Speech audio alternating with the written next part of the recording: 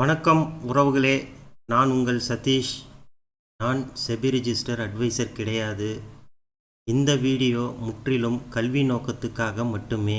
முதலீடு செய்வதற்கு முன் உங்கள் நிதி ஆலோசகரை கலந்தாலோசிக்கவும். இந்த சேனல் ஆப்ஷன் பையர்களுக்கு முற்றிலும் பயனுள்ளதாக இருக்கும்.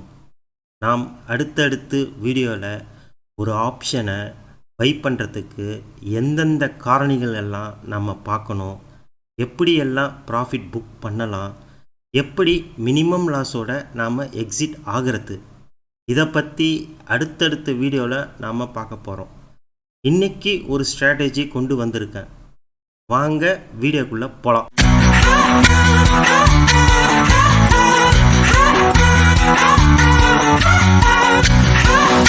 இன்றைக்கி நாம் பார்க்க போகிற ஸ்ட்ராட்டஜி பியர் கால் ஸ்ப்ரெட்.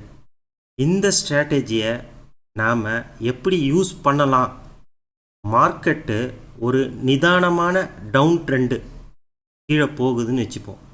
இல்லை அக்ரெசிவாக கீழே போகுது, அப்படியும் இல்லை, நாம் செல் பண்ண இடத்துல இருந்து ஒரு 50 பாயிண்ட் இறங்கி அதுக்கு மேலே ஒரு கன்சால்டேட் ஆகிட்டு இருக்குதுன்னா இந்த ஸ்ட்ராட்டஜியை நாம் யூஸ் பண்ணலாம். இந்த ஸ்ட்ராட்டஜியை பார்க்குறதுக்கு முன்னாடி லாஸ்ட்டு வீடியோவில் நான் சொல்லியிருந்தேன், அதாவது மார்க்கெட்டு மேலே தான் போக போகுது, அதனால் புல் புட் ஸ்ட்ராட்டஜியை நான் யூஸ் பண்ணுறேன் அப்படின்னு தெளிவாக சொல்லியிருந்தேன். நிஃப்டி 24,850 ஒரு ஸ்ட்ராங் மொமெண்டமாக உடைச்சிதுன்னா மேலே தான் போகுன்னு சொன்னேன். மார்க்கெட்டு மேலே தான் போச்சு, ஆனால் ரொம்ப டைம் எடுத்துக்கிச்சு.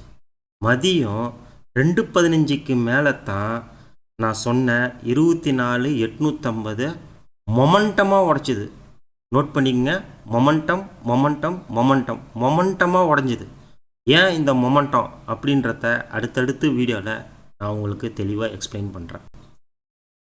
சரி, நாளைக்கு மார்க்கெட்டு மேலே போகுமா கீழே போகுமானா எனக்கு தெரியாது. ஆனால் ஒரு விஷயம், 24,900 ஒரு மொமெண்டமாக உடைச்சிதுன்னா மார்க்கெட்டு 25,000 கண்டிப்பாக தொடும். இந்த வீடியோவில் நாம் பார்க்க போகிறது மார்க்கெட்டு கீழே போச்சுன்னா எந்த ஸ்ட்ராட்டஜியை யூஸ் பண்ணலாம், அதை பற்றி தான் நம்ம பார்க்க போகிறோம்.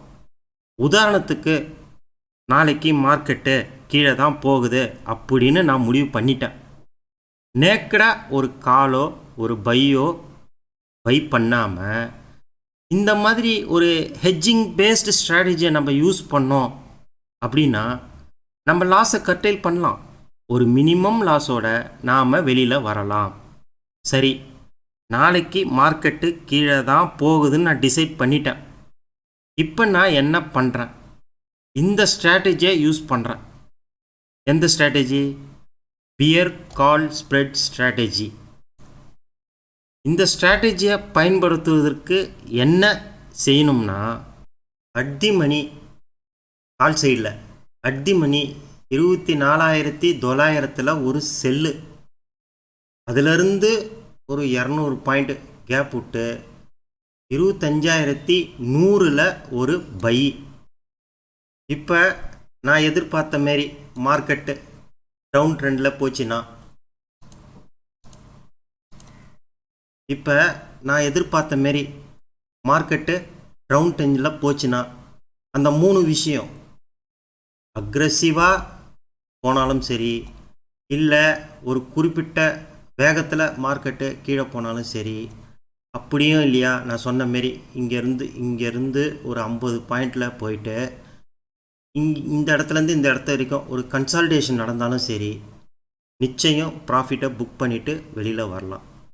அப்படி நாம் எதிர்பார்த்த மாதிரி நடக்கலைன்னா நாம் மினிமம் லாஸோட ஸ்டாப் லாஸ் போட்டு எக்ஸிட் ஆகிட்டு வந்துடலாம்.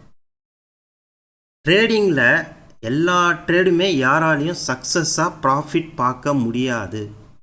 உதாரணத்துக்கு, ஒரு 10 ட்ரேடு எடுக்கிறோன்னா அதில் ஒரு 7 ட்ரேடை ப்ராஃபிட் பண்ணாலே நாம் ஒரு சக்ஸஸ்ஃபுல் ட்ரேடர் தான். அவ்வளவுதான் ஃப்ரெண்ட்ஸ்.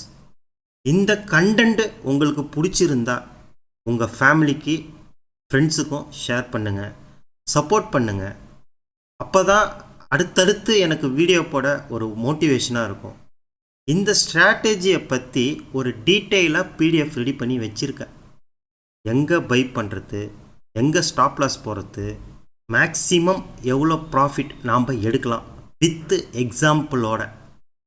இந்த பிடிஎஃப் உங்களுக்கு வேணும்னா எனக்கு ஒரு கமெண்ட் பாக்ஸில் டிஎம் பண்ணுங்கள், நானே உங்களுக்கு வாட்ஸ்அப்பில் அனுப்பி விடுறேன். Thank you friends.